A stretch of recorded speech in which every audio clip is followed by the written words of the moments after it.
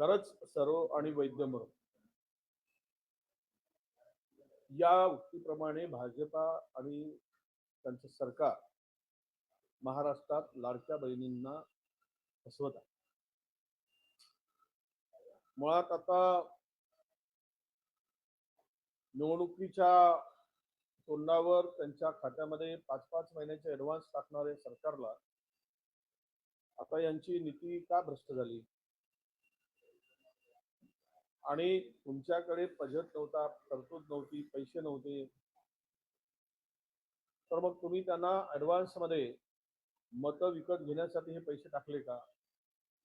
हा खरा प्रश्न आहे. त्या भाबळ्या आणि बिचाऱ्या आमच्या बहिणींना फसवण्याचं पाप, महापाप या सरकारने केलेलं आहे. आणि म्हणून पूर्वी 5 लाख नावं वगळली गेली, आता 9 लाख नावं वगळली जाणार. हळूहळू हे 25% नावं आणखी. त्यामध्ये संजय गांधी निराधारच्या महिलांना जर 1000 रुपये मिळत असतील तर त्यांना ते 500च देणार.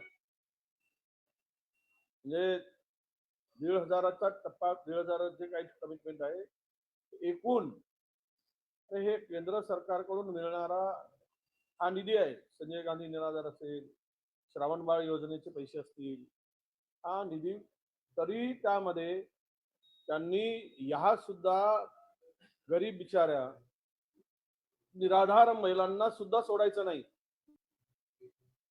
अशा प्रकारचं प्लॅनिंग केलेलं आहे. म्हणजेच या नतभ्रष्ट सरकारकडून आता बहिणींनी बदला घेण्यासाठी सज्ज होण्याची वेळ आलेली आहे. ज्या पद्धतीनं तुम्ही यांनी तुमची फसवणूक केली, तुम्ही यांना आता बदला घेऊन यांना त्यांची जागा दाखवा, एवढंच आवाहन करण्यापाशी आता आमच्या पुढे आहे.